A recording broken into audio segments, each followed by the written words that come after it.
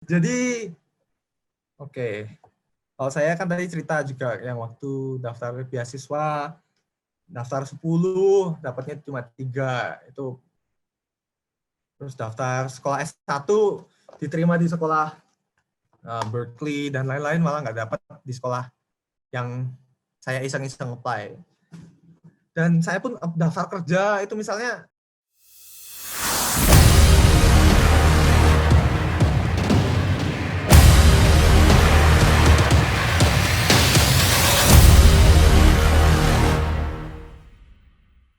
Tentunya saya akan sapa terlebih dahulu buat teman-teman yang barusan bergabung melalui Zoom. Halo semuanya, gimana kabarnya? Semoga meskipun dengan adanya pandemi ini, meskipun kita di rumah saja atau belajar dari rumah, tidak menghambat kita untuk terus bisa bersyukur, berkarya, dan bisa beradaptasi di situasi saat ini.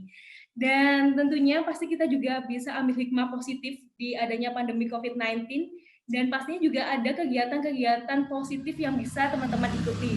Salah satunya yaitu dengan mengikuti Festival Indonesia Bangkit 2020 yang diselenggarakan oleh Indonesia Millennial Connect. Lantas, pasti di Millennial Connect, nah Indonesia Millennial Connect adalah suatu wadah organisasi bagi pemuda-pemudi Indonesia untuk bisa berkolaborasi bareng, tentunya bisa berpotensi meningkatkan potensi baik teman-teman semuanya. Dan di situ juga ada beberapa kegiatan yang sudah kita laksanakan. Ada sharing session by live on Instagram pada bulan Maret kemarin. Kita juga menghadirkan narasumber-narasumber yang sangat luar biasa. Nah, ada juga kita sudah melaksanakan ngabuburit dari rumah yang telah dilaksanakan pada bulan Ramadan kemarin. Dan tentunya itu adalah salah satu, siapa tahu motivasi kita, inspirasi kita. Siapakah dia? Kita sambut bersama-sama. Inilah Pak Rama Suteja. Halo Kak Pak Rama. halo. Halo. Gimana Halo. kabarnya Kak? Baik, baik banget. Jadi senang Baik. banget ketemu teman-teman hari ini. Ada banyak banget teman-teman yang excited. Wah, Iya. semoga hari ini tips dan tricks yang mau dibagikan bisa bermanfaat buat teman-teman, apalagi yang Amin.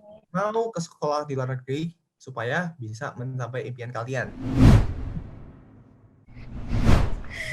Baik. Untuk mungkin saya akan menanyakan, dan saya dengar-dengar sih Kak Barama ini di S1-nya juga di luar negeri ya Kak, di Amerika, di University Ya. of California, Berkeley. Benar? Yes, betul. Betul sekali. Ambil jurusan arsitektur ya Kak? Yes, arsitektur. Oke. Mungkin kenapa sih Kak memilih di UC Berkeley dan mengambil jurusan arsitektur? Ini bisa diceritakan seperti Oke. apa?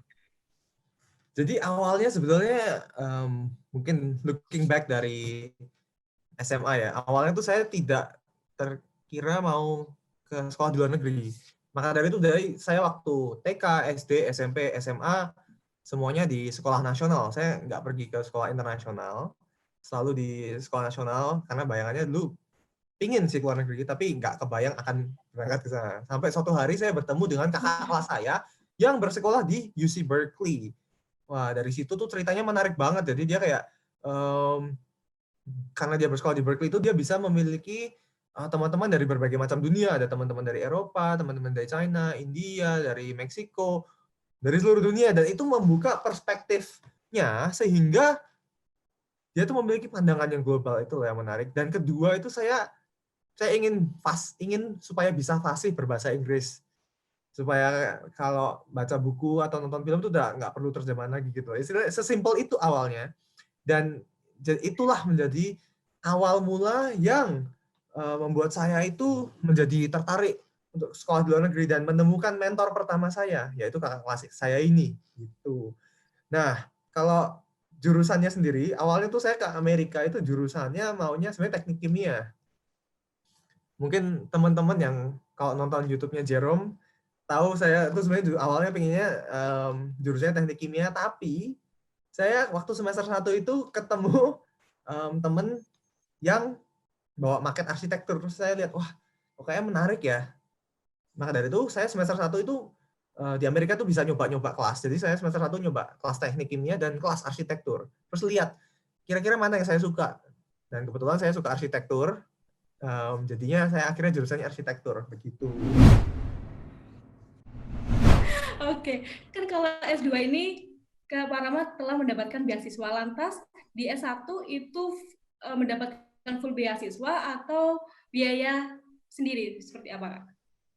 Oke, kalau di S1-nya sendiri saya awalnya biaya sendiri, walaupun akhirnya saya ketika transfer ke Berkeley dan lain-lain tuh bisa juga dapat beasiswa saya di Berkeley dan juga sempat kerja sambil part time dan magang, jadinya bisa at least mengcover beberapa biaya untuk ke waktu bersekolah di Berkeley.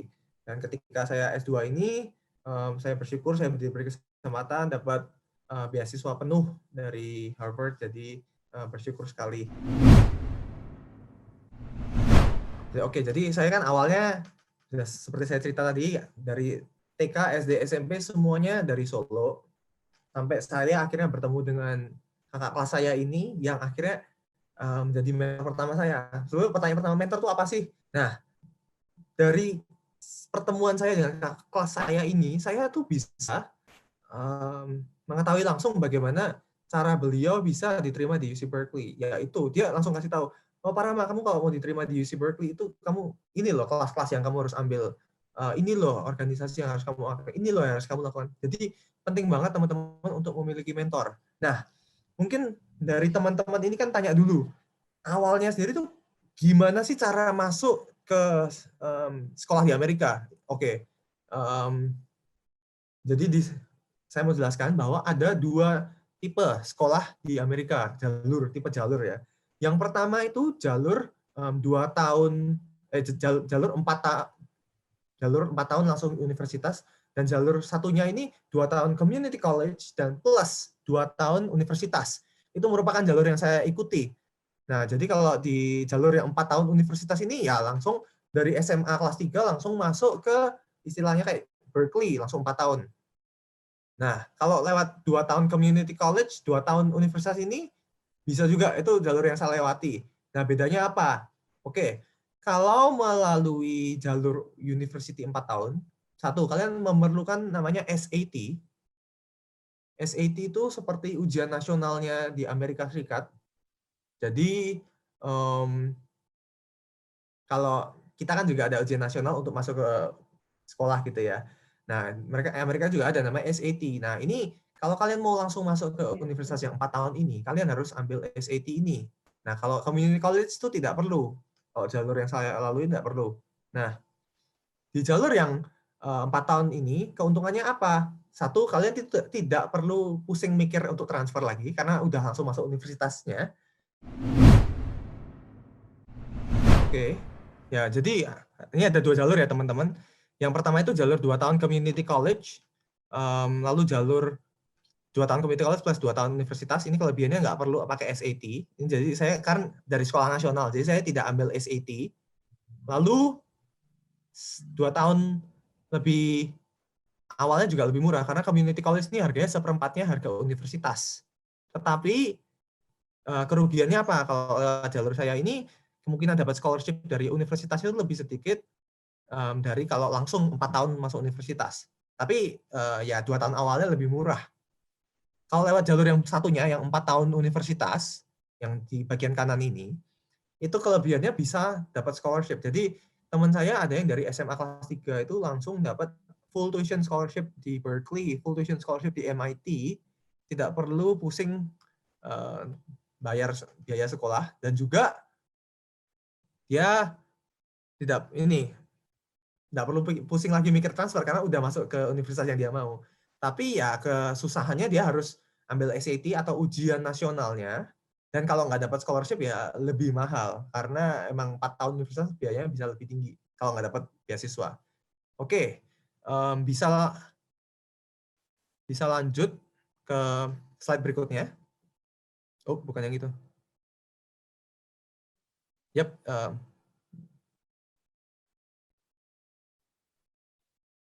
oke, ini persiapan tuh sangat penting. Jadi kan teman-teman dari tadi kan tanya, jadi persiapan tuh Kak Parama harus gimana kalau mau diterima di universitas yang baik? Nah, ini ada 3 hal yang menurut aku penting banget dan teman-teman bisa lakukan.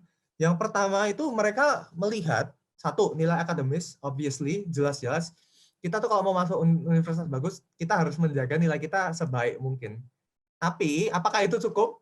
Enggak. Jadi kalau universitas tuh, mereka dalam setahun tuh menerima puluhan ribu sampai ratusan ribu aplikasi. Dan murid yang nilainya oke, bagus, baik, itu banyak. Tapi kita harus memiliki poin yang menjadikan kita itu berbeda.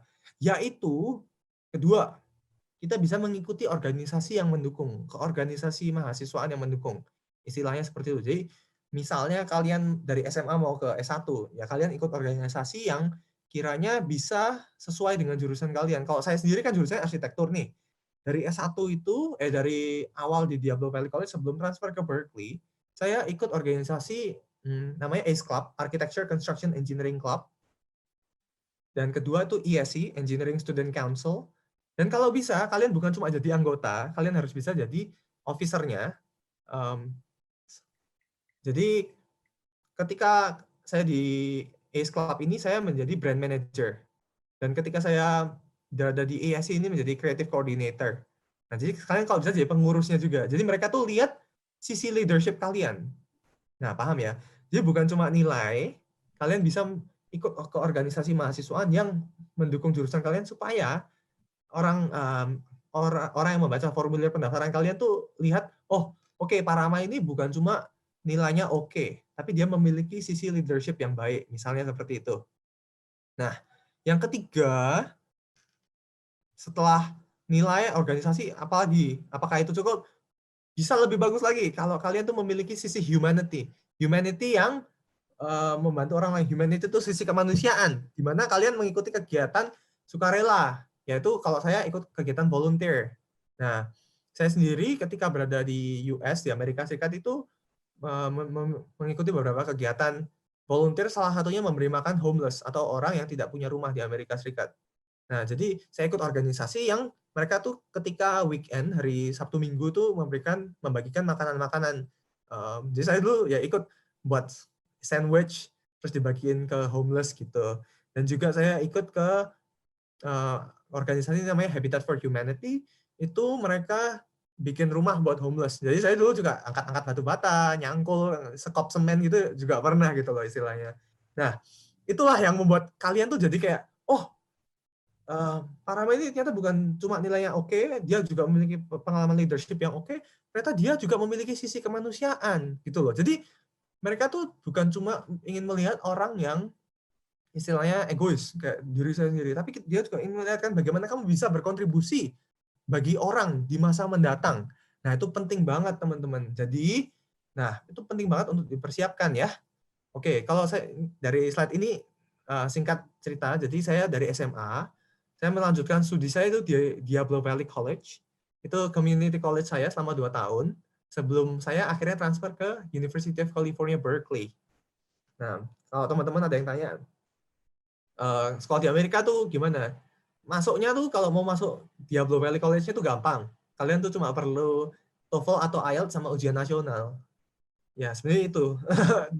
Yang susahnya itu transfer ke Berkeley-nya. Karena masuk ke Berkeley itu juga dibatasin hanya nggak semuanya bisa masuk gitu kan. Nah, jadi maka dari itu harus dipersiapkan ketika kalian bersekolah di Diablo ini harus dipersiapkan jauh-jauh hari. Yaitu nilainya, ikut organisasi mahasiswa, dan ketiga harus memiliki sisi kemanusiaan yang baik. Nah, setelah saya akhirnya bisa transfer ke Berkeley, saya lanjut bekerja di San Francisco, bekerja di Tokyo, dan akhirnya karena terinspirasi untuk mendaftar Universitas S2, akhirnya saya mendaftar 11 universitas dan bersyukur sekali diberi kesempatan, diterima, dan akan melanjutkan studi saya di Harvard University pada bulan Agustus ini. Oke, mungkin bisa lanjut ke slide berikutnya.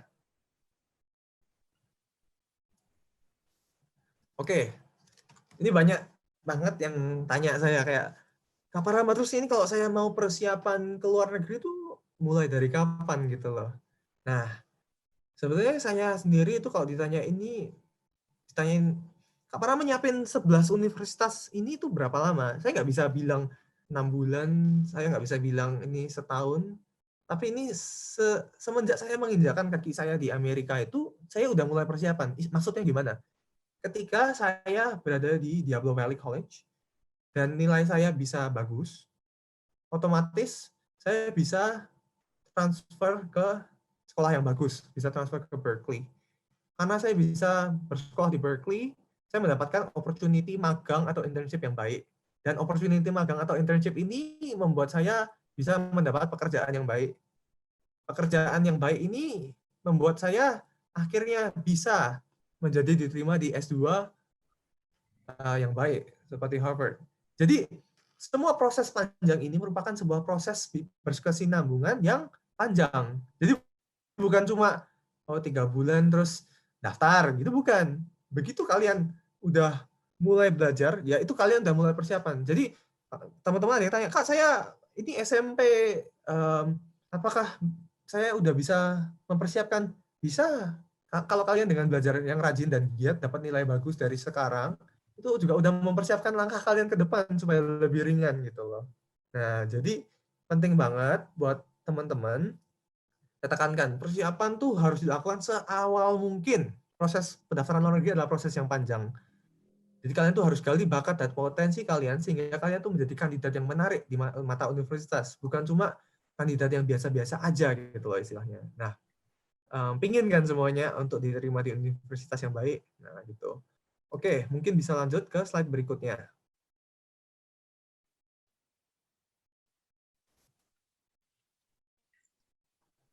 Oke, kalau ini tips dari saya yang kalau mau spesifik masuk ke sekolah di luar negeri itu, kalian yang pertama harus menggali bakat dan potensi yang spesial dari kalian. Universitas itu tidak tertarik dengan kandidat yang sama gitu. Mereka tuh ingin mencari kandidat yang berbeda. Kalau misalnya dari grafik yang datar nih, orang semua datar. Kalau semuanya datar kan semuanya nggak asik ya, maksudnya diterima semua. Tapi mereka tuh mencari orang yang berbeda, tapi dalam hal yang positif supaya bisa memberikan dampak untuk sekolah mereka. Jadi penting banget untuk eksplor sebanyak mungkin. Jadi saya waktu SMA sendiri itu suka eksplor banyak hal. Saya pernah ikut grup band, saya main drum. Di sini ada yang suka main drum nggak? Nah, juga pernah mengikuti kompetisi band, pernah mengikuti fotografi, videografi. Bahkan saya pernah nyoba eskul memasak juga pernah, kan mau berangkat ke Amerika, tapi saya jarang masak, jadi nggak belajar masak waktu di eskul masak di SMA pernah. Saya juga ikut iseng-iseng nyoba ikut hip hop dance. Tapi dari situ saya akhirnya mengerti gitu. Oh, ternyata saya punya ketertarikan dalam fotografi, misalnya seperti itu. Dan itu ternyata dari fotografi ini ternyata membantu ketika saya bersekolah jadi arsitek. Tapi saya nggak akan tahu bahwa saya itu memiliki interest atau kelebihan di fotografi kalau saya tidak pernah mencoba 5 kegiatan ini, misalnya seperti itu. Jadi penting banget kalian explore untuk menemukan bakat kalian dan kembangkan bakat itu. Yang kedua, persiapan bahasa asing jauh-jauh hari. Nah, ini kebetulan juga sih kemarin saya juga baru posting video di YouTube channel saya, Parama Suteja, tentang tips berbahasa Inggris. Nah, ini kalau saya kan ingin sekolah di Amerika, jadi saya ingin harus bisa fasih berbahasa Inggris. Kalau kalian mau sekolah di Jerman, ya harus bisa bahasa Jerman, mau sekolah di Jepang, harus bisa bahasa Jepang. Nah, persiapan ini harus dilakukan sejauh-jauh hari supaya ketika kalian melakukan pendaftaran itu, kalian udah nggak usah mikir susah-susah untuk TOEFL, IELTS. Dan ketika kalian mengikuti pelajaran sana, karena semuanya akan dilakukan dalam bahasa mereka, kita udah siap gitu loh untuk menerima materi dari sekolah tersebut. Dan yang ketiga, penting banget mencari mentor atau orang yang bisa membimbing kalian. Nah, seperti yang saya cerita tadi, saya kalau tidak bertemu dengan mentor saya yang waktu kakak kelas waktu SMA saya ini, mungkin saya tidak berada di posisi saya seperti sekarang. Dan kita tuh harus, yang keempat nih, belajar dari pengalaman orang lain. Lebih baik kalian mengalami kegagalan orang atau cuma belajar dari kegagalan orang itu supaya ya kalian tidak mengulangi kesalahannya. Kan lebih baik kalau kita tuh tidak perlu mengulangi kesalahan mereka gitu.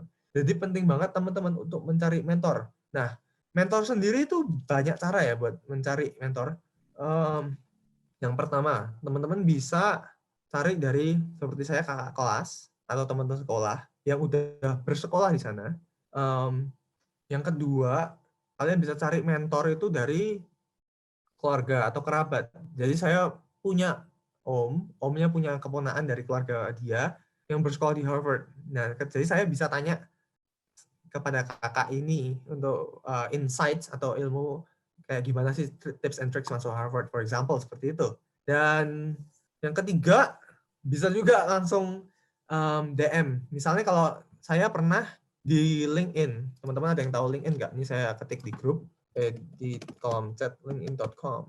Nah, di LinkedIn tuh saya pernah tanya teman-teman yang, misalnya kalian, itu kayak website isinya resume orang-orang yang pernah sekolah di mana atau apa. Misalnya kalian ketik Berkeley, Jakarta. Nah, itu kan kalian nanti tahu orang yang berasal dari Indonesia yang sekolah di Berkeley siapa. Nah, di situ kalian bisa tanya langsung sama kakak di sana, kayak bisa DM gitu. Kayak gimana sih cara masuk Berkeley, for example. Apakah akan selalu dijawab?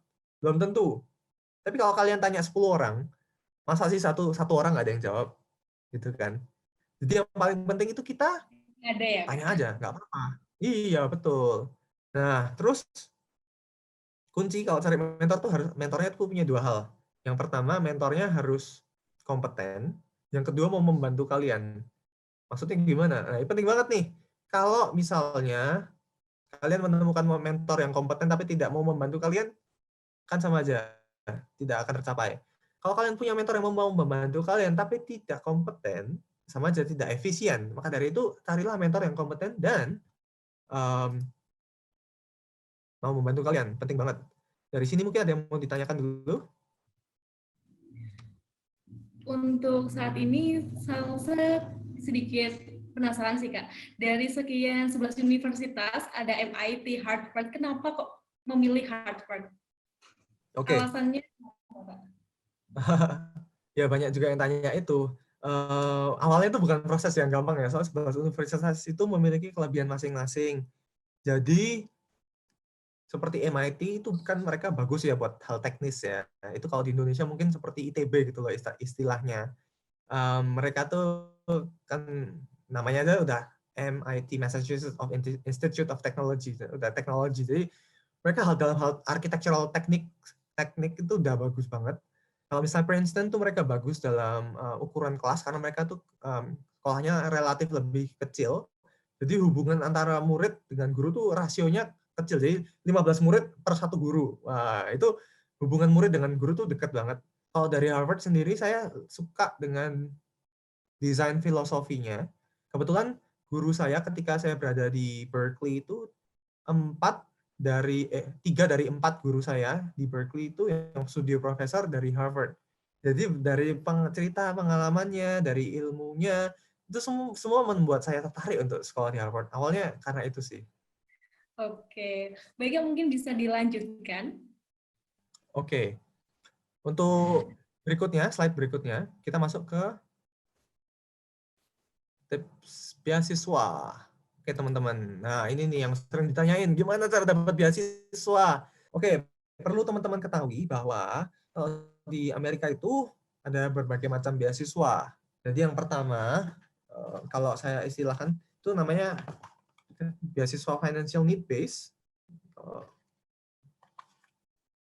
Oke, ini itu juga ada di slide. Financial need base yang pertama, dan juga beasiswa merit base. Yang financial need base itu beasiswa berdasarkan kebutuhan finansial. Maksudnya bagaimana? Itu jika uang di bank kita tidak mencapai nilai tertentu, sekolah bisa memberikan bantuan. Bahkan di website sekolah sendiri kayak di Harvard dan lain-lain itu ada tulisan financial need base. Jadi teman-teman juga bisa apply. Kalau uangnya tidak mencapai nilai tertentu, misalnya $65.000, itu bisa daftar ke financial need base. Nah, kalau saya sendiri kemarin mendapatkan beasiswa merit-based scholarship, itu beasiswa berdasarkan kelayaan. Merit itu artinya layak, itu berdasarkan prestasi sebelumnya. Jadi mereka lihat, oh Parama ini pernah waktu sekolah tuh nilainya bagaimana, Parama pernah menang apa, Parama pernah bekerja di mana. Nah, jadi kalau teman-teman nggak dapat yang financial need base, kalian bisa dapat yang merit base. Jadi itu istilahnya.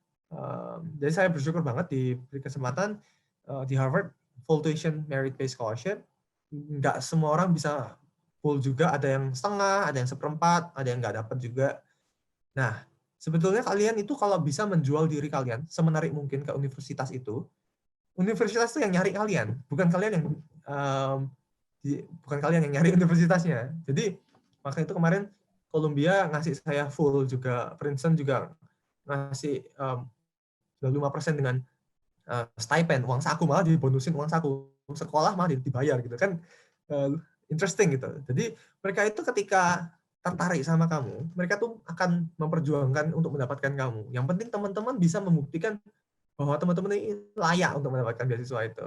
Nah, terus kalau nggak dapat yang financial need base, terus nggak dapat yang merit base, terus gimana, Kak? Nah, ini nih, pemerintah Indonesia tuh udah melakukan hal baik kepada warga negara Indonesia, mendukung warganya supaya bisa menempuh pendidikan di luar juga melalui program LPDP. Nah, itu bagus, teman-teman. Jadi ada beberapa program LPDP, bisa langsung dicek di websitenya. Salah satunya misalnya program, ada kedokteran, ada program reguler umum, ada juga beasiswa LPDP untuk universitas top dunia. Jadi kalau teman-teman top dunia itu kalau nggak salah ada berapa ya, 11 atau berapa universitas, misalnya kayak Harvard, MIT, bukan cuma di Amerika, di ETH Zurich, itu di Switzerland, itu kalian kalau bisa masuk, kalian bisa dapat beasiswa LPDP top unggulan, tanda kutip ya, harus apply ya. Nah, dan chance-nya misalnya mau dapat top unggulan ini kan juga lebih besar, karena nggak semua orang masuk yang top unggulan. Maka dari itu, saya selalu sarankan, kalau orang-orang tanya, Kak, yang benar tuh apply sekolah dulu atau apply beasiswa? Bingung nggak sih kadang-kadang mikir gitu? Kalau saya sih sebenarnya simple. Saya pilih daftar sekolah dulu. Karena ketika kalau kalian udah misalnya mau daftar beasiswa, kalian punya dua kesempatan, mungkin dapat beasiswa, mungkin nggak dapat beasiswa, benar? Ya kan? Nah, kalau udah dapat beasiswa, apakah kalian bisa masuk ke universitas yang kalian mau? Bisa iya, bisa tidak. Nah, jadi itu malah chance-nya lebih kecil kan. Jika kalian udah mendaftar sekolah dan diterima, kalian tuh punya chance untuk masuk atau enggak. Dan kalian tuh punya chance lagi untuk mencari beasiswa. Nah, jadi penting banget kalau kalian tuh mau daftar ke universitas luar negeri, tuh daftar aja dulu. Dan kalau kalian udah bisa masuk, kalian bisa apply beasiswa juga. Atau apply beasiswa sambil mendaftar sekolah, nggak apa-apa. Karena kalau nunggu dapat beasiswanya, nanti nggak daftar sekolahnya gitu loh istilahnya. Jangan kebalik-balik, teman-teman. Nah, terus kalau udah financial need base nggak dapat, merit base nggak dapat, LPDP nggak dapat. Nah, ini ada satu lagi namanya beasiswa dari perusahaan swasta. Itu teman saya juga ada yang masuk ke Harvard dengan beasiswa swasta, dapat berapa ratus juta gitu. Nah, itu bisa juga. Nah, yang paling penting teman-teman tuh apply. Tapi dia baru bisa dapat beasiswa perusahaan swasta itu kalau apa? Kalau udah diterima di sekolahnya. Jadi bukan daftar beasiswanya dulu, tapi daftar sekolahnya dulu. Kalau udah diterima, kalian chance dapat beasiswa juga lebih besar, teman-teman. Nah, terus kalau bisa lanjut ke slide berikutnya. Oke. Sekarang kita mau bahas tips dapat beasiswanya. Oke. Yang pertama, cari kesempatan beasiswa tuh sebanyak mungkin. Jadi ketika teman-teman saya tuh tanya, wah Parama, kamu kok bisa dapat 3 macam beasiswa di Berkeley gitu kan? Nah, orang-orang tuh kadang lihatnya, wah enak banget ya dapat 3. Tapi mereka tuh nggak tahu cerita di belakangnya. Sebetulnya saya Gimana? waktu dapat, iya, saya dapat 3 itu apply misalnya daftar 10 gitu kan. Daftar 10 dapatnya 3. Saya sendiri kalau daftar beasiswa nggak selalu dapat gitu. Nah, misalnya kalian punya chance dapat beasiswa ya 10 kali. Ini saya mendaftar pertama nggak dapat, kedua nggak dapat, 3 nggak dapat, 4 nggak dapat, 5 nggak dapat, 6 nggak dapat, 7 nggak dapat, dan saya berhenti. Akankah saya mendapat 3 kesempatan ini? Ya nggak juga, karena saya stop di 7. Tapi kalau saya lanjut ini, saya dapat. Bahkan kalau nyoba lagi mungkin dapat lagi yang ke-11. Nah, itu nggak akan teman-teman tahu kalau teman-teman nggak pernah nyoba 10-10-nya. Jadi daftar beasiswa itu sebanyak mungkin, nggak apa-apa. Yang terjelek apa sih? Paling cuma ditolak aja kan, sama ya capek ngisi formulir aja. Tapi ketika kalian dapat itu akan sangat worth it banget supaya bisa membantu orang tua kalian juga untuk mensekolahkan kalian di sana. Nah, dan yang paling penting kalau nyoba apply universitas itu, misalnya kalian ditolak banyak beasiswa, ya kalian wajib belajar dong. Kenapa kalian ditolak di beasiswa A, B, C ini? Nah, itu itu juga saya lakukan ketika saya dulu waktu S1, misalnya saya pernah apply, kan saya masuk Berkeley, saya masuk UCLA, waktu S1 transfer itu, tapi saya sempat iseng-iseng daftar New York, diterima juga, tapi iseng daftar sekolah di Texas. Itu malah saya sempat nggak dapet karena ternyata sekolah saya di Diablo Valley College, kelasnya itu tidak terlalu nyambung dengan sekolah di Texas itu, makanya nggak diterima. Tapi dari situ saya malah belajar, oh gitu ya, ternyata kalau mau daftar sekolah tuh harus persiapan kelasnya yang cocok untuk sekolah yang mau dituju. Dan maka dari itu saya ketika udah di Berkeley, saya mempersiapkan sebaik mungkin sehingga bisa mendaftar 11, diterima 11. Nah, jadi penting banget belajar dari kesalahan sebelumnya, teman-teman. Jadi jangan cuma lihat, wah ini suksesnya doang nih, 11 sekolah untuk didapat beasiswa. Tapi perjuangan tuh tetap ada gitu kan. Nah, yang syarat kedua kan tadi udah dibahas, ikuti persyaratan beasiswa itu paling penting, berikan sesuatu yang lebih.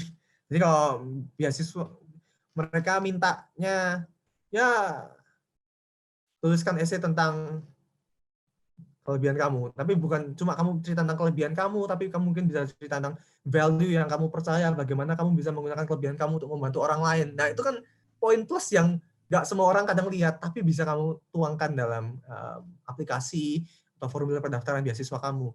Dan ini yang orang sering salah ya. Yang ketiga ini, kamu tunjukkan bukti kenapa kamu tuh berhak mendapatkan beasiswa tersebut. Maksudnya gimana?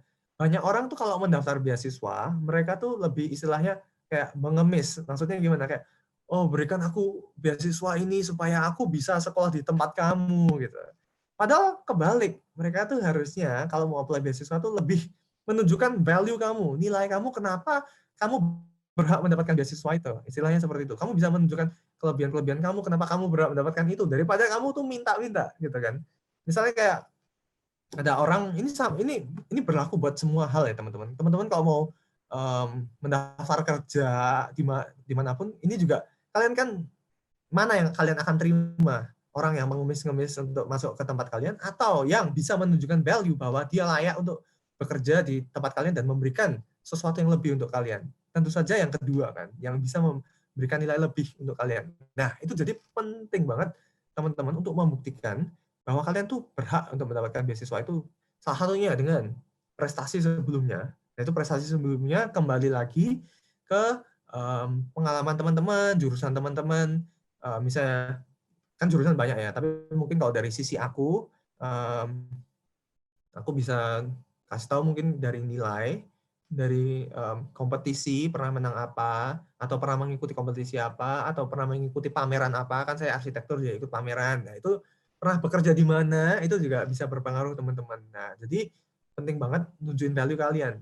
Oh ya, yang terakhir juga bukan bedain ya nunjukin value sama sombong. Nah, itu ada yang beda nih. Kadang-kadang tuh kita nunjukin value tapi kesannya malah jadi sombong. Itu orang juga nggak suka. Jadi maksudnya, saya pernah menang ini, jadi berikan saya beasiswa. Ya malah nggak dikasih gitu kan.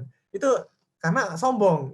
Tapi kalian tuh kalau bisa menunjukkan, nih, oke, ini aku dapat beasiswa, aku dapat pernah memenangkan kompetisi internasional ini, atau kompetisi juara nasional ini. Dan dari situ saya mempelajari nilai ini, sehingga suatu hari nanti ketika saya bersekolah di misalnya Harvard, saya ingin memberikan nilai ini kembali ke warga negara Indonesia. Nah, itu kan sebuah nilai sama-sama menunjukkan prestasi, tapi caranya berbeda. Satunya sombong, satunya give back to the community, memberikan nilai lebih untuk orang lain. Jadi kuncinya itu ya teman-teman, memberikan nilai lebih untuk orang lain. Gitu. Oke. Kalau gitu mungkin lanjut ke slide berikutnya. Nah, di sini mungkin kan karena kita mungkin cuma waktunya punya 1 jam atau berapa, ini nggak cukup. Tapi kalau teman-teman punya pertanyaan setelah acara ini, teman-teman bisa langsung tanya. Saya memulai YouTube channel saya kemarin karena banyak sekali teman-teman yang tanya juga. Jadi bisa langsung tanya kalau di kolom komentar, supaya lain kali kalau saya buat video itu bisa mengambil dari pertanyaan-pertanyaan teman-teman. Dan juga kalau ada yang mau tanya langsung dari Instagram bisa DM juga nggak apa-apa. Semoga bermanfaat teman-teman. Dan juga slide berikutnya.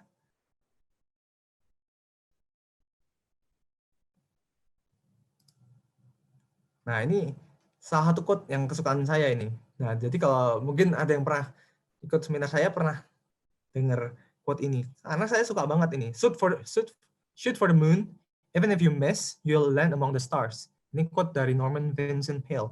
Jadi ketika kita punya impian, kita tuh harus punya impian setinggi bulan. Aim-nya, tujuannya tuh ke bulan. Jadi impian tuh setinggi mungkin. Bahkan kalau kalian nggak mencapai bulan, kalian tuh masih berada di antara bintang-bintang. Maksudnya kalian tuh udah berada di atas, walaupun nggak sampai bulan, kalian tuh udah berada di posisi yang di atas orang-orang yang bahkan belum pernah mencoba. Jadi teman-teman, saran aku, pokoknya dream big and never give up. Jadi tetap berjuang terus, dapetin impian kalian, karena itu penting banget buat teman-teman. Ya, itu kalau dari saya, itu. Nanti teman-teman bisa di section berikutnya, kalau ada pertanyaan bisa langsung tanya ke saya. Salsa mau bertanya nih, suka dukanya sebuah mimpi bisa menjadi nyata kan butuh perjuangan. Nah, suka dukanya seperti apa, Kak? Wah, ya banyak sih. Jadi, oke. Kalau saya kan tadi cerita juga yang waktu daftar beasiswa, daftar 10, dapatnya cuma 3. Itu. Terus daftar sekolah S1, diterima di sekolah Berkeley dan lain-lain, malah nggak dapat di sekolah yang saya iseng-iseng apply. Dan saya pun daftar kerja itu misalnya nyoba tuh, misalnya saya orang-orang lihat kadang-kadang, oh ini diterima di perusahaan bagus. Saya waktu itu kan kerja di BCJ. BCJ itu perusahaan yang membuat Apple Store, rumahnya Steve Jobs, rumahnya Bill Gates. Tapi orang-orang kadang nggak tahu bahwa saya tuh juga daftar perusahaan-perusahaan lain, ada yang nggak diterima juga gitu loh. Malah kadang-kadang perusahaan yang lebih kecil kadang nggak terima, perusahaan yang lebih besar ada yang nggak terima juga. Nah, jadi menurut saya selain ke rejections atau tidak penolakan itu merupakan hal-hal yang istilahnya mungkin pahit. Tapi hal terpahit menurut saya itu ketika kita tidak mencoba. Karena ketika kita tidak mencoba, chance kalian untuk mendapatkan impian itu pasti nggak dapat. Maksudnya gimana? Ini aku mau tanya ya. Ketika kalian mau daftar sekolah bagus, misalnya Stanford, kayak mau di Ayunda gitu. Kalau kalian awalnya udah bilang, nggak bisa, nggak mungkin diterima, nggak usah daftar. Saya jamin 100% pasti tidak akan masuk Stanford. 0 chance-nya. Tapi ketika kalian udah mencoba melangkah, kalian tuh udah punya chance 50% diterima atau 50% ditolak. Nah, kalian mau nggak ambil chance itu? Gitu. Halo, Zaki. Ya, halo, Assalamualaikum. Halo, Zaki. Iya, sama. Jadi saya ada pertanyaan ya. Sebenarnya kalau untuk apply beasiswa tuh dia kalau sebenarnya sih kalau saya yang dengar sih harus ada proposal tesis ya. Terus kan mau mulai bidangnya dari mana kan pusing ya, jurnal ada banyak banget gitu. Ada tips-tips nggak supaya proposal tesisnya jadi menarik gitu? Karena kan masing-masing negara mungkin tradisi akademiknya beda-beda gitu. Ada yang arahnya berbeda juga sih gitu. Kurang lebih kayak gitu sih pertanyaannya. Makasih. Oke. Jadi pertanyaannya bagaimana membuat tesis atau aplikasi kalian untuk mendaftar beasiswa ini lebih tinggi chance-nya, seperti itu ya? Ya, benar. Oke. Banyak cara. Salah satunya yang paling gampang, yaitu kamu bisa lihat dari tesis yang pernah menang tahun sebelumnya. Yang pernah menang siapa? Biasanya kan diumumin tuh. Yang pernah menang A. Ya kalian misalnya bisa approach orang itu. Apakah akan dibalas? Belum tentu. Tapi kalau kalian tanyanya sopan dan bisa memberikan value untuk orang itu, bukan mengemis-kemis, ajarin saya ini. Ya kalau orang mau ngasih ya nggak apa-apa. Tapi kalau kalian bisa dengan sopan ini bisa aja dibagi gitu loh. Jadi masih belajar dari orang lain. Yang paling penting itu belajar dari pengalaman orang lain karena mereka udah tahu, udah terbukti tesisnya masuk. Ya daripada kalian mencoba bermain dengan api, bisa langsung bertanya sama pakarnya, istilahnya seperti itu. Dan kalau kamu bilang tadi misalnya, oh ini kan tesisnya jurnalnya susah, persiapannya banyak. Ini juga bisa jadi motivasi buat teman-teman. Semakin susah dapat beasiswanya, juga semakin sedikit yang apply teman-teman. Saya pernah loh apply beasiswa di Berkeley itu, iseng aja apply. Wah, Padahal itu brosurnya ditempel di sekolah, semua orang lihat. Tapi mikirnya sama, wah yang diterima ini yang nilainya bagus-bagus. Akhirnya saya dapat. Ternyata yang apply cuma 5 orang. Oh ya udah bersyukur. Untung saya apply gitu. Jadi Kak, saya mau nanya, kan tadi Kakak bilang, Kakak udah nyoba 10 beasiswa dan nggak semuanya juga berhasil gitu kan, Kak. Nah, jadi dia mau tahu nih, Kak, gimana sih cara Kakak untuk, menerima atau menghadapi beberapa penolakan tersebut? Dan gimana caranya untuk bisa bangkit lagi gitu, untuk semangat menggapai mimpi dan juga apply beasiswa yang lain lagi gitu, Kak? Karena sering kadang kita memang ketika dapat penolakan gitu pasti adalah perasaan kayak, "Oh capek gini gitu." Ya. Gimana sih Kak tipsnya gitu? Wah, pernah banget itu. Itu juga itu sempat saya bahas di YouTube saya yang 6 tips belajar. Itu penting banget. Ini salah satu tipsnya ya, teman-teman. Untuk mengingat alasan kalian memulai. Maksudnya gimana sih? Oke. Ketika kalian mau dapat beasiswa itu tujuan awalnya apa? Satu, ya supaya dapat beasiswa, supaya dapat uangnya, supaya bisa, kalau saya supaya bisa meringankan orang tua saya. Oke, itu tujuan awal saya. Oke, ini sekarang saya apply yang pertama ditolak, apply kedua tolak, 3 tolak, sampai yang ke-7 ditolak, dan saya berhenti. Pertanyaannya, akankah saya bisa membantu orang tua saya dengan mendapatkan beasiswa itu? Seperti saya jawab, tadi kesempatannya pasti 0 kalau saya tidak mencoba lagi. 0 kan, nggak nyoba kok. Nah, kalau saya nyoba lagi, saya punya 50% chance lagi untuk dapat beasiswa ini. Dan akhirnya saya dapat di beasiswa ke-8 ini. Jadi, penting banget teman-teman untuk mengingat alasan kalian memulai. Itu berlaku juga dalam segala hal. Saya ingin masuk Harvard. Saya tempel poster Harvard itu di meja belajar saya, supaya saya selalu teringat. Oke, ini tujuan saya. Ketika saya malas, saya teringat, oke, dengan saya malas ini apakah nilai saya akan bagus? Tidak. Dengan nilai saya tidak bagus, apakah akan masuk Harvard? Tidak. Ya, makanya itu harus ngapain? Belajar lagi. Ya, ingat alasan kalian memulai, itu penting banget. Untuk beasiswa LPDP, apa yang ditanggung oleh LPDP dan apa yang tidak ditanggung oleh LPDP, namun tetap berkaitan dengan pendaftaran ke universitas di luar negeri? Itu pertanyaan pertama. Jadi apa yang ditanggung dan tidak ditanggung oleh LPDP. Untuk pertanyaan kedua, apa saja kendala kakak selama mengikuti persyaratan ke luar negeri dan beasiswa LPDP? Dan bagaimana mengatasi permasalahan tersebut? Bagaimana, Kak? Oke, yang pertama tadi kan tuh tadi kendala apa tuh yang di-cover dan tidak di-cover dalam LPDP. Yang kedua tadi boleh diulang pertanyaannya? Yang kedua, kendala kakak dalam mengikuti persyaratan ke luar negeri untuk bisa mendapatkan beasiswa LPDP. Kendala. Pertama, tadi seperti saya sudah jelaskan, saya bukan dapat beasiswa LPDP, saya dapat beasiswa dari Harvard-nya langsung, merit-based scholarship. Jadi, kalau tanya kendalanya dapat beasiswa LPDP, saya nggak tahu karena saya bukan dapat beasiswa dari LPDP, singkatnya seperti itu. Tapi kalau untuk menjawab apa yang bisa di-cover dan tidak di-cover, kemarin saya sempat cek di website-nya juga, dia mencakup tuition fee, dia mencakup biaya hidup, bahkan biaya pesawatnya ke sana juga dicakup, biaya transport aku lupa, tapi ya 3 itu dapat sekolah, biaya hidup, biaya rumah tinggal itu juga termasuk ya, dan juga biaya transport terbang ke sana.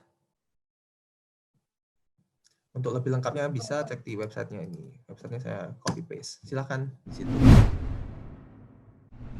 Jadi, halo Kak Parama, usaha apa saja yang Kakak lakukan untuk meningkatkan kemampuan berbahasa asing, juga kemampuan TOEFL atau IELTS, dan sudah sejak kapan Kakak menyiapkannya? Pasti ini banyak pertanyaan-pertanyaan seperti ini, karena kunci pertama kita bisa untuk apply terkait beasiswa pasti juga bisa berbahasa asing. Lantas bagaimana Kak Parama menanggapinya? Nah, ini banyak cara ya. Kalau ini juga baru saya bahas kemarin di video saya yang baru saya upload kemarin. Jadi teman-teman nanti kalau mau nonton tips belajar bahasa Inggris di situ lengkap banget. Udah dari awal sampai awal saya cerita di situ ada 4 tips. Oke, kalau yang dari saya yang mungkin saya bagikan sekarang, obviously kalian misalnya bisa ikut bimbingan belajar atau les. Itu saya awalnya juga dari situ les. Tapi ketika saya bahkan di Amerika sendiri, karena les di sana mahal, jadi saya ikut bimbingan online melalui aplikasi. Itu aplikasinya juga saya udah jelaskan di video YouTube saya, bisa langsung cek YouTube channel Parama Suteja. Di situ, dan di situ kalian bisa langsung ke sana. Oke, pertanyaan berikutnya. Yang paling penting sebenarnya kalau mau belajar bahasa Inggris tuh dipakai setiap hari, teman-teman. Jadi nggak akan bisa bahasa Inggris kalau nggak pernah dipakai. Terus kemarin yang saya sering dapat komentar tuh, nanti kalau pakai bahasa Inggris dikira sok-sokan gitu kan. Jadi kalau saya sih lebih lihatnya tuh, kalau dibilang sok-sokan, namanya juga belajar, kan nggak sok-sokan ya. Kalau tujuannya buat sombong kan baru sok-sokan. Jadi kalian tuh mau ngomong bahasa Inggris, mau ngomong nggak, tuh pasti ada orang yang pasti istilahnya nyinyir gitu. Jadi asalkan kalian tuh tujuannya untuk mengembangkan diri kalian, jangan dengerin kata orang lain. Yang penting kalian bisa berkembang menjadi lebih baik, itu yang paling penting buat kalian. Kan kalian yang akhirnya mau mimpinya ke luar negeri kan juga kalian gitu loh. Halo. Maria. Halo. Kak, aku mau tanya, gimana cara kita meningkatkan rasa percaya diri kita, apalagi untuk memulai sesuatu, memulai untuk mempunyai mimpi yang besar, itu kan juga butuh skill dan juga butuh, yang utama itu kan juga butuh rasa percaya diri. Kalau tanpa rasa percaya diri, kita juga nggak akan memulai sesuatu. Nah, gimana caranya kita ini bisa meningkatkan rasa percaya diri kita? Thank you. Ini pertanyaannya. Iya. Pertanyaannya menarik ya ini, kayak wah gimana nih supaya bisa punya mimpi yang besar. Salah satu yang saya lihat itu, kalian tuh harus punya orang yang kalian misalnya idolakan ya istilahnya. Kalau saya sendiri tuh sebagai arsitek ini punya idola saya juga banyak nih, misalnya Frank Gehry, Zaha Hadid, dan lain-lain. Itu kan dari arsitek-arsitek yang nama istilah star architect, arsitek bintang yang buat saya tuh ingin bermimpi, wah suatu hari bisa nggak ya kayak mereka itu gitu. Satu, bisa mendapat dari idola. Kedua, kalian tuh harus menyadari bahwa mimpi itu gak ada ruginya.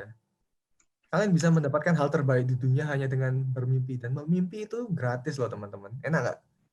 Kalian tuh mimpi kan ada di pikiran kalian, dan itu yang membuat kalian tuh sebenarnya jadi motivasi kalian ke depannya. Karena kalian punya mimpi itu, malah itu yang akan membangun confidence kalian. Jadi bukan membangun confidence dulu untuk mencapai mimpi, tapi kalian tentukan goal. Oke, aku pingin masuk Stanford suatu hari. Oke, itu jadi mimpi kalian. Aku pingin masuk MIT suatu hari, pingin masuk Harvard suatu hari. Nah, itu mimpi kalian, dan jadikan itu dorongan kalian untuk menjadi confident. Jadi bukan confident dulu baru mimpi. Nah, selain cari idola, harus punya mimpi dulu untuk membangun confidence. Kira-kira sudah menjawab, Maria? Atau? Iya, sudah. Thank you, Kak. Belum ya, Kak ya. Tapi saya tadi sedikit melihat dari pertanyaannya bahwasanya pastinya setiap mimpi itu pasti ada gagal dan ada suksesnya. Kapan kita berhenti bermimpi atau kapan kita kadangkala kita lelah atau putus asa. Lantas seperti apa terkait menanggapi hal seperti itu?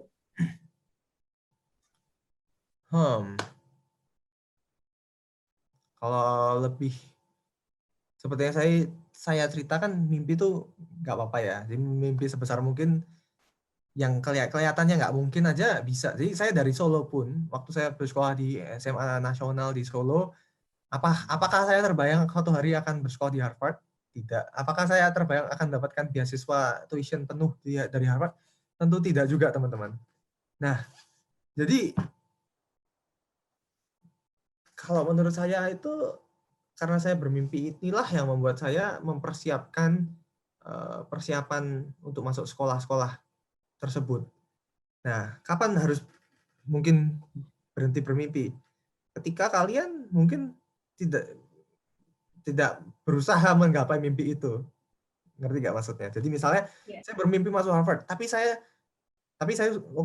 mimpi masuk Harvard, tapi saya tahu bahwa masuk Harvard itu harus ambil TOEFL.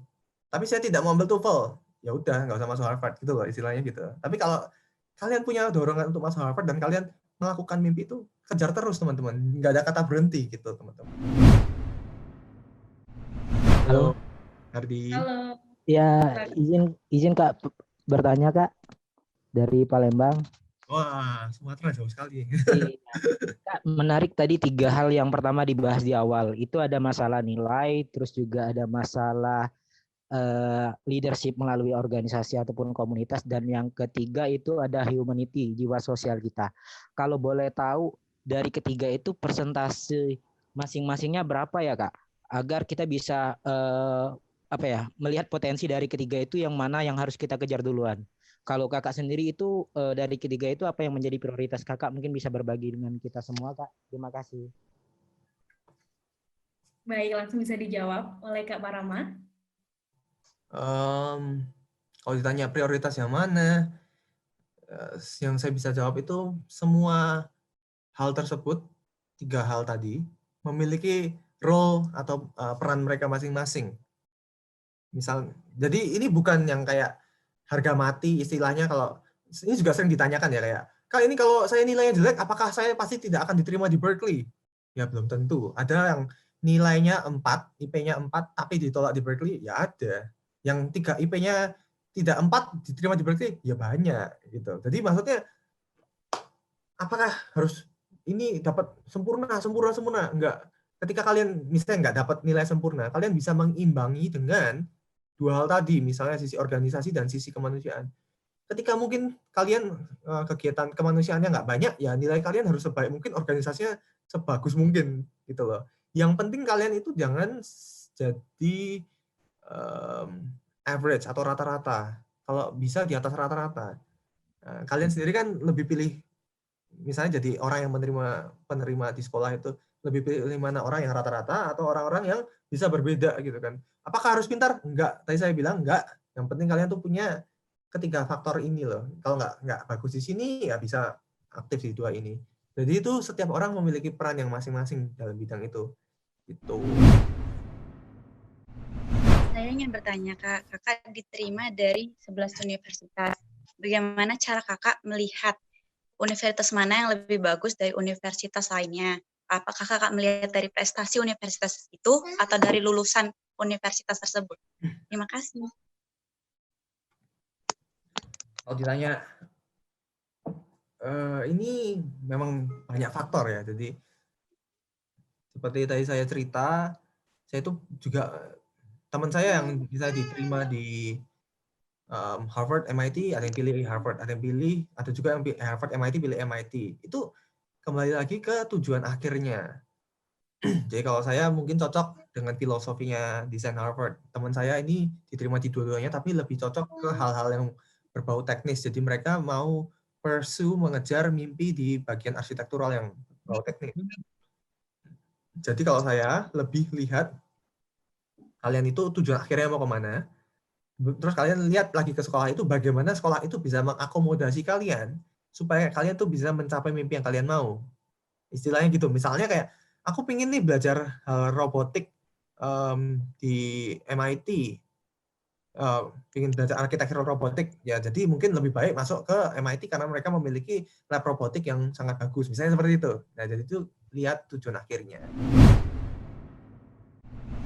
Sebelum itu, saya akan meringkas sedikit tips dari Kak Parama bisa sampai mendapatkan beasiswa 7 universitas ternama dan juga diterima di 11 universitas ternama juga. Dan saya ucapkan congratulations ya Kak untuk bisa menempuh S2-nya nanti. Baik, jadi ya sama-sama. Jadi sedikit tips dan triknya. Yang pertama yaitu persiapan juga sangat penting, sangat matang juga, harus bisa menggali terus potensinya atau mengikuti organisasi atau volunteer seperti itu. Dan tentunya cari informasi jika teman-teman membutuhkan beasiswa, jangan sampai pantang menyerah terkait itu, terus gali informasi agar bisa mendapatkan beasiswa. Dan yang ketiga pastinya ada mentor yang bisa memberikan jalan yang terbaik bagaimana kita harus tetap bisa melangkah. Nah, satu yang bisa saya ambil dari Kak Parama, bahwasanya Kak Parama ini juga pribadi yang sangat pantang menyerah, karena struggle is real ya Kak. Perjuangan itu harus terus diperjuangkan, sebuah mimpi, jangan sampai berhenti di titik. Dan pastinya perjuangan itu juga membutuhkan usaha dan doa. Nah, sebelum itu Kak, mungkin bisa ada tambahan sedikit closing statement dan juga boleh nih ajak teman-teman milenial untuk bisa berdonasi bersama Indonesia Millennial Connect. Silakan Kak. Ya teman-teman, jadi saya senang banget ya bisa berbagi hari ini di Indonesian Millennial Connect, dan ini juga merupakan opportunity yang baik buat teman-teman jika mau membantu teman-teman kita yang terdampak untuk COVID. Jadi teman-teman bisa langsung untuk berdonasi di Indonesia Millennial Connect, supaya ini juga menjadi salah satu contoh langkah awal kalian menunjukkan sisi kemanusiaan kalian, istilahnya begitu. Nah, juga saya ucapkan terima kasih kepada Kak Parama selaku narasumber kita pada hari ini telah memberikan kesempatan kita untuk bisa sharing bareng tentunya. Terima kasih Kak Parama. Terima kasih banyak teman-teman, Kak Salsa juga, dan tim Indonesia Millennial Connect yang telah mengadakan acara ini. Kiranya bisa bermanfaat buat teman-teman semua, apalagi yang mau sekolah di luar negeri atau mimpi suatu hari bisa sekolah di sana. Pasti bisa teman-teman. Yang penting dream big and never give up. Niat hati ke Samarinda, malah nyasar ke Eropa, ingin mimpimu menjadi nyata, balut itu dengan usaha. Sekian dari saya, Salsabila Febriantika, mohon maaf yang sebesar-besarnya, wassalamualaikum warahmatullahi wabarakatuh. Sekian dari saya, sampai jumpa di session talk selanjutnya.